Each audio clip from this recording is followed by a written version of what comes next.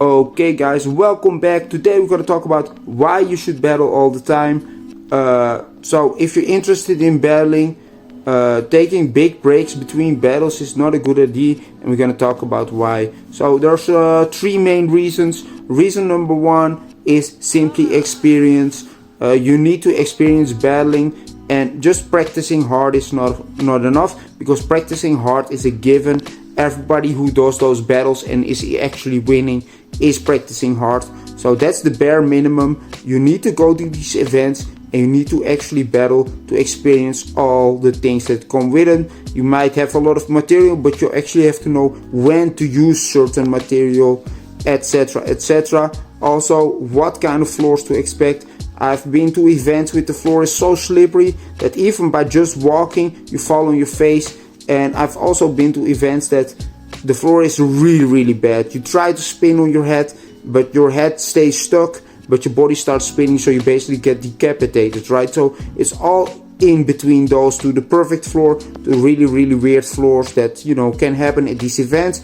Also, what you have to experience is sort of when to wait, when to start, yada yada. You all learn this with experience, guys. Also, for instance, if your game plan is to do a lot of flips, which once was my big game plan, and you come to the event and the dance floor is 2 by 2 meters, there goes you plan to do 10 backflips in a row, right? So you all have to experience all those things.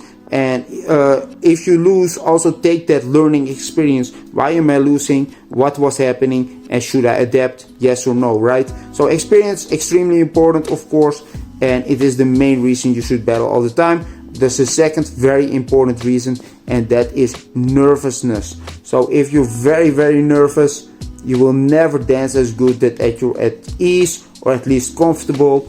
Now, I myself, when I battle, I like to be on edge, but I don't like to be nervous on the edge. I like to be more on the edge of battle mode, right? Okay, yeah, come on, man, show me what you got. That's a different on edge than, oh, I'm nervous, I'm scared to mess up during a battle. By battling all the time, you get out of that nervousness. Of course, maybe you're still a little bit nervous, but you get that you're not as nervous that if you battle once every 6 months, once in a year, right? Because then it's a way more big deal, instead of it's kind of normal to battle, it's just part of what you do. So getting out of that nervousness is quite important. And also, if you're very nervous, obviously battling is a lot less fun. You're not going to battle to thrill seek, more like to showcase what you can do, right? So being very nervous obviously you know, sort of messes that up. Battling all the time get you out of that, and you will dance a lot better.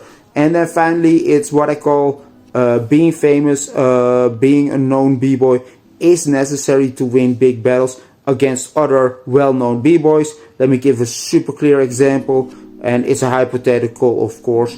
Let's say I battle Hong Ten and I'm an unknown b-boy, but in this battle I'm actually a lot better than Hong Ten, and it's the first round of a battle. Man, you will not win that.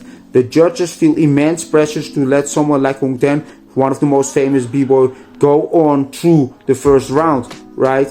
You are an unknown b-boy. They don't even know what else you got. They see that you did really well in that battle. Also, to give props to someone like Hong Ten or whoever it is, right, the famous b-boy, they will not do bad rounds. They might slip up here and there, but they will do good enough rounds that the judges can pretty much point at them and say, yeah, but I like his style better, even though you were clearly better. So if you battle all the time, obviously, if you're good enough to beat someone like that, you get a name. You get sort of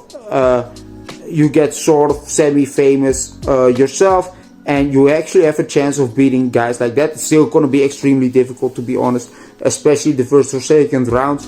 But at some point you get that sort of like, okay, I know this guy is really good, and you can actually beat people like that. Now, when I talk about Hong Ten, that's a very obvious example, but he's also one of the most famous b-boys. But even in your local scene or in your country, you have these guys that everybody is expecting to do really well, and it's hard to beat them if you're an unknown b-boy. So by battling all the time, you sort of get that name yourself. People know you. The scene is small. Any country, the breaking world isn't that big. If you're good enough, you get that name, guys. So there you have it. Those are the main reasons. If you're interested in battling, I don't do it myself, but you know, you gotta battle all the time. Once every 2 months I see sort of as maybe the bare minimum.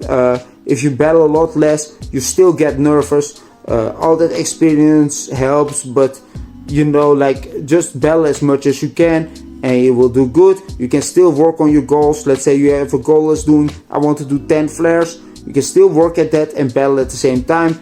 You know, practice balls, I guess, and go at it, guys. There you have it. See you next time.